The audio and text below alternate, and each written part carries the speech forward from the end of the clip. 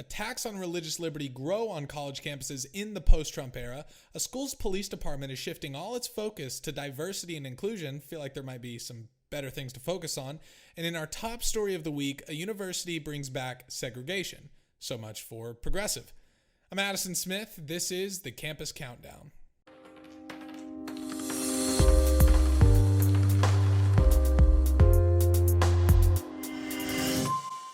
Our number 3 story of the week is one that should hardly be a surprise. Religious liberty has been under attack by the left for years now. The left will claim that they actually love religious liberty and that they think that everyone has the right to be and think what they want. But when it comes to religion, that only applies so long as the left approves of it, so long as they don't find it at all distasteful or offensive or harmful. We're seeing this manifest especially on college campuses as the Secular Student Network is suing to overturn a Trump-era rule protecting religious expression at public colleges and universities. The rule they want to abolish requires public institutions to treat religious student organizations fairly. How terrible. The Department of Education instated the rule under former Education Department Secretary Betsy DeVos. Under this rule, quote, a public institution must not deny to any student organization whose stated mission is religious in nature any right, benefit, or privilege that is otherwise afforded to other student organizations at the public institution. This according to the department's fact sheet. In other words, if a public university recognizes secular student groups and grants them access to facilities and funding, then it must do the same for religious student groups, which is perfectly fair. Seems perfectly fair to me. This seems very non-controversial. Religious groups should obviously have the rights and access to school resources like any other group. Well, not according to the all-inclusive, tolerant left. In their eyes, religion that isn't under their cultish umbrella is evil. It shouldn't be allowed. Orthodox Christianity, Judaism, Catholicism, and more are a threat to the secular left. Why? Because it's discriminatory, they say.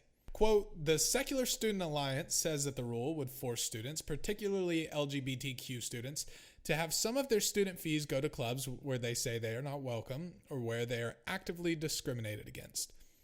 This unlawful rule was part of the Trump's administration campaign to pander to Christian nationalists and weaponize religious freedom to justify discrimination, American Atheist Vice President for Legal and Policy said. Freedom of religion is a fundamental American value that protects everyone's right to their beliefs so long as they don't harm others. I see. It does not give people or organizations the right to ignore civil rights protections and discriminate. The left is fundamentally disconnected from what religion is. By definition, religion is exclusive. If you believe one religion, you're excluding all other religions or beliefs or worldviews. Christianity, for example, by definition, excludes other religions, other doctrines, other standards that are not in line with biblical teachings. Buddhism or Hinduism, by logical necessity, exclude Christianity, exclude Judaism, exclude Catholicism, and so on. The entire point of religion is that you serve a God who has rules and standards, but the left doesn't get that. In the religion of leftism, or the cult of leftism, as I call it, these standards and rules are hateful and bigoted and mean, and if anyone feels any certain way, they should be forcibly shunned from practicing it. If you have any religious standard that does not align with the leftist mantras, the leftist doctrines, it shouldn't be allowed. But other than that, you can have your religious freedom, just as long as we approve and sign off on it. Religious people aren't religious because they seek to be hateful and rude and bigoted. We do it because God has standards, God has a law, and he commands us to follow it. And that law supersedes man's law. As a Christian, I believe God's law is above all other law, above all other man's, rules. And so by logical necessity, if someone comes up with a rule or establishes something that is directly and antithetical to what God teaches, I can't accept it. In our number 2 story of the week, the University of Pennsylvania has added the position of diversity, equity, inclusion officer to its police force. So they have a diversity, equity, and inclusion officer. Good Lord. According to UPenn Today, the school's official news service, they detailed the appointment of Officer Nicole McCoy to the new position. Vice President for Public Safety and Superintendent of Penn Police, Maureen Rush, explained to Penn today that the university wants to, quote, have a central person who has a strategic plan to work with the community in West Philadelphia, to work with the community inside of Penn, its faculty, staff, and students, and also work within the police department on issues of diversity, equity, and inclusion. We make great efforts and succeed in hiring a diverse workforce that reflects the diversity of the community we serve. Manhattan Institute fellow Heather McDonald told Campus Reform that the university's police force resources would be better used elsewhere. I would have to agree. She said, quote, homicides rose over 35% in Philadelphia in 2020 compared to 2019. 11 children were fatally shot. None of these children, virtually all black, was killed by a police officer. She also noted that, quote, the threat to Philadelphia residents and to UPenn students comes from drive-by shootings and other violent street crime, not from the police. This is a fair point. The context and the facts do matter. And looking at them here, I'd say that there is simply nothing coherent about UPenn's decision. What is the police force doing focusing on diversity and inclusion? You know, I have a simple, modest suggestion for UPenn's police department. Focus on enforcing the law. Philly's an extremely dangerous city, and Donald was right, and she cited the crimes to back it up. And police killings are very low anyways, and that's even without looking case by case which shootings or which killings were justified. Most usually are, statistically. Homicides and other violent crimes are rampant, but it seems like UPenn is running with the assumption that there's this massive problem with the police department, and that the way to fix it is diversity, some sort of race and sex quota. But it's just the opposite.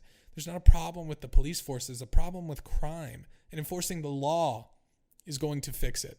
No one should care about diversity in the police department. They should care about what the police department is actually doing. It seems like common sense, but, you know, then again, this is a college university we're talking about, so you can't expect too much of that from them. Our top story of the week has been quite the buzz over the past few days.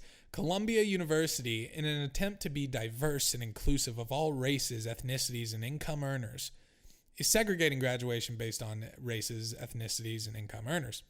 Now, it's worth noting they are still having the regular graduation, but they decided to also hold racially segregated graduations, and they've received some criticism for this. I can't imagine why.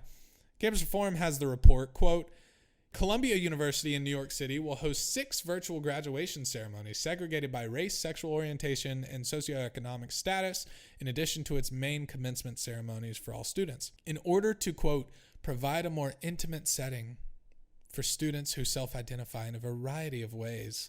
The Ivy League school said that these programs are a way to, quote, complement the main ceremonies. The additional virtual ceremonies include, and get ready for this, Native graduation celebration, Lavender graduation celebration for LGBTQ students.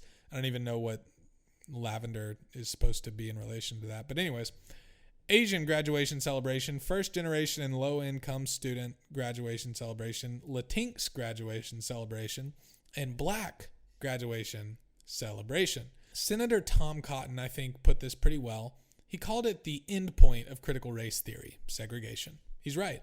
I can't think of a more accurate description. When you teach people their race, their ethnic identity is paramount, that it's the most important thing about them, and that it actually is who they are, you end up with this hyper-racialized culture like the one we're seeing today, where rather than celebrate accomplishments alone, we have to celebrate the accomplishments because of their race, because of this or that race, this or that sex, this or that sexual identity. All you need to be able to know that this is blatantly racist and discriminatory is the good old-fashioned swap-out test. Allow me to draw it out. The additional virtual ceremonies include white graduation celebration, heterosexual graduation celebration for straight students, male graduation celebration, high-income students graduate celebration, and so on. See, if you took out all the minorities and all the disadvantages like low-income students and replace it with white and with heterosexuality and with high income, if you do that and you take out the LGBT part, all of that, there would be absolutely nuclear outrage.